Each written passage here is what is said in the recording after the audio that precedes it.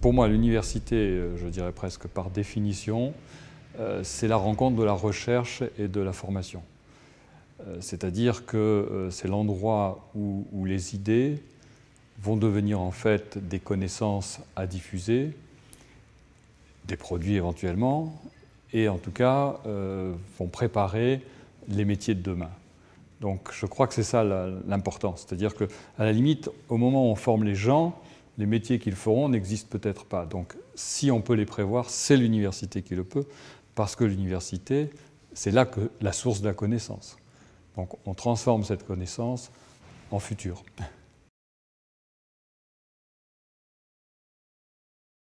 Déjà, il y a la mission de savoir, la mission de connaître. C'est vrai qu'on dit que les universités sont très attachées à leur recherche fondamentale, c'est vrai. On a envie de connaître le monde, on a envie de le comprendre. Donc ça, c'est une valeur fondamentale. Et ensuite, on a le devoir, effectivement, de former et d'élever le niveau de savoir-faire, de compétences de la population. Donc ça aussi, c'est la double mission. Et puis, de plus en plus, ce qui n'était pas trop encore, c'est finalement de transformer également nos recherches finalement, en produits qui seront utilisés par la population et qui, dans le fond, si on les fabriquait nous-mêmes, en France, eh bien, ça ferait des emplois. Donc il est bien évident que cette mission, maintenant, on la prend de plus en plus en conscience. Il ne faut pas oublier les deux autres.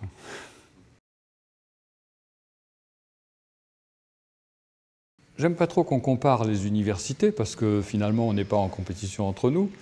Mais si on regarde maintenant les caractéristiques, alors université parisienne, je dirais non, rien de spécial pour parisienne. Maintenant, université de grande ville, certainement.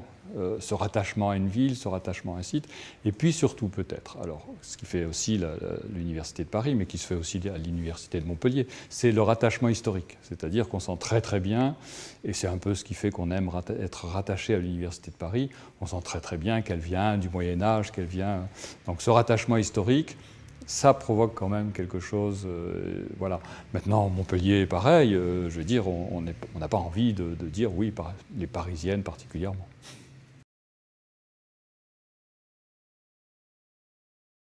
Ah, on est un petit peu conduit comme ça, c'est-à-dire que, à la limite, on part au départ un chercheur et un enseignant. Bon, donc on est dans l'université en tant que chercheur, enseignant, et on voit que les choses devraient être comme ça, ne se passent pas tout à fait comme ça.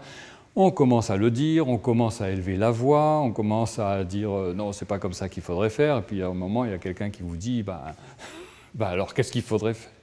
Et donc, je dirais, peu à peu, on est amené de cette manière à s'engager, à essayer de faire que l'université soit ce qu'on juge qu'elle devrait être. Voilà.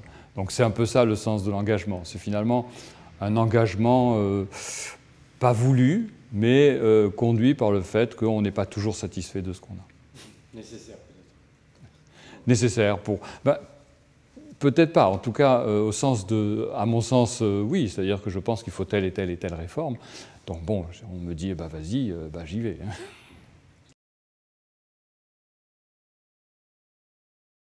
Louis Pasteur. Ah, Louis Pasteur, il m'évoque le temps moderne. Bon, c'est vrai que je suis de formation médicale aussi. Et c'est vrai que quand on voit brutalement tout ce qui est la découverte de l'infection, la découverte de la contagion, la découverte vraiment de toutes les causes qui font beaucoup des maladies actuelles et même beaucoup de leurs traitements. Donc là, on a une révolution, on pourrait dire, qu'il y a eu avant, comme tous les grands hommes d'ailleurs, mais il y a eu avant et après Pasteur. Et là, très clairement, pour la médecine, il y a eu avant et après, et on est dans les temps modernes à partir de Pasteur, sur l'infectiologie au moins. Et ce tableau en particulier?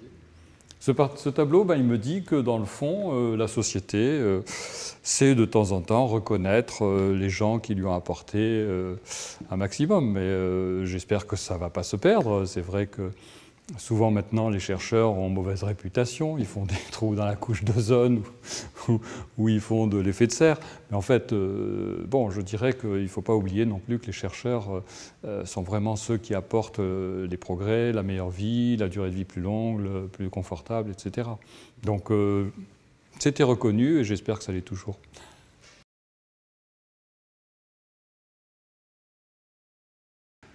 le plus grand défi, j'ai l'impression que c'est...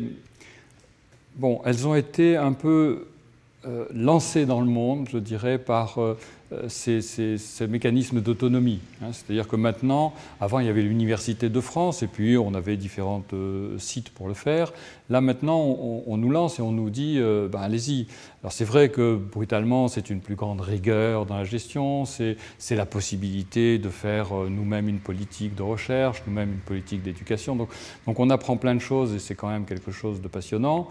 Et ayant cette capacité, on va se trouver nécessairement dans un ensemble où actuellement les universités chinoises sont de plus en plus nombreuses, il va falloir tisser des liens, il va falloir aussi se faire connaître dans cet ensemble. Donc je dirais que c'est le défi de l'autonomie et face à l'internationalisation, c'est-à-dire vraiment un monde où on découvre que le savoir a une valeur extraordinaire pour tous les pays.